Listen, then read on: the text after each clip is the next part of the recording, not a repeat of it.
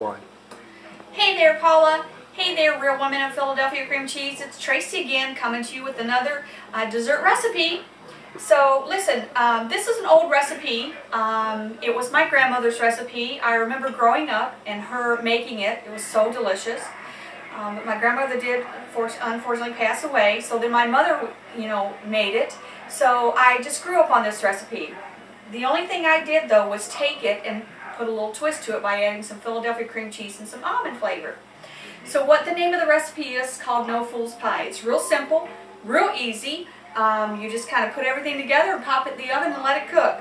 It takes about 5 minutes to prepare it and about 45 minutes to cook, okay? So this is what you do. I have in my cup here 1 cup of butter. I'm going to pour it right here into my glass dish. I have here in my bowl 1 cup of sugar and 1 cup of flour. And I have here in my dish 4 ounces of Philadelphia cream cheese. You just take that and you add it to your flour and you add it to your sugar. Put it in the bowl like that. I'm going to grab my milk because we're going to need 1 cup of milk. Take your measuring cup. My one and only measuring cup, by the way. 1 cup of milk. Just pour that right into your flour and right into your sugar mixture. Take your little thing here and kind of mix it all up together so it kind of marries, the ingredients kind of marry together just a little bit.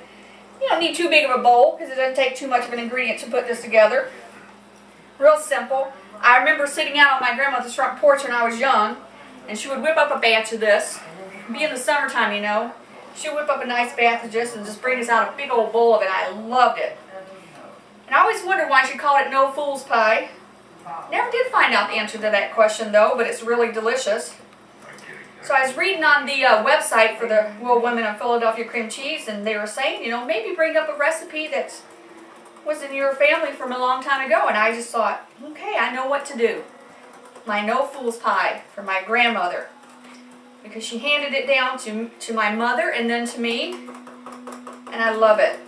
And every time I cook it, it just reminds me of her, of summer days on my grandmother's porch, Okay, I'm going to add in exactly 2 teaspoons of almond extract. So give that a little stir. So now we got our mixture on. It might be a little lumpy, but that's okay. It doesn't need to be all stirred up. So then you take this, you pour it into your mixture of butter.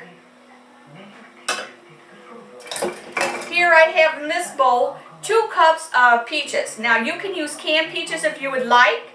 I went ahead and cooked up my peaches with 4 tablespoons of cornstarch, 3/4 cup of sugar, and 1.5 cups of milk. So then all you're going to do with this is you're just going to pour this into your little mixture here.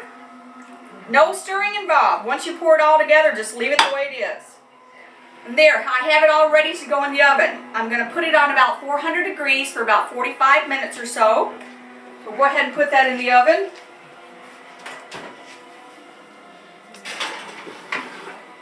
Now what I've done is I've already pre-made one and I have it sitting right here. See that?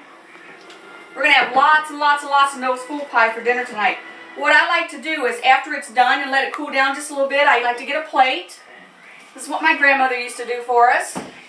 Get a spoon here. I'm going to dish out just a little bit onto my plate here.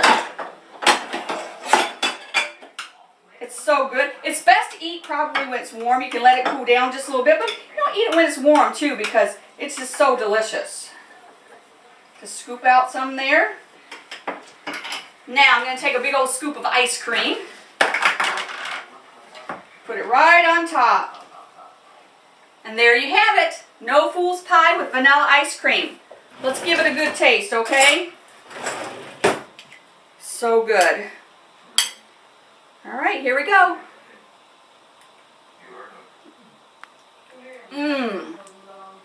That is so good. So easy to make. No Fool's Pie, my grandmother's recipe. All I did was added some cream cheese and some almond to give it a little twist. And there you go. It's all done. So, listen ladies.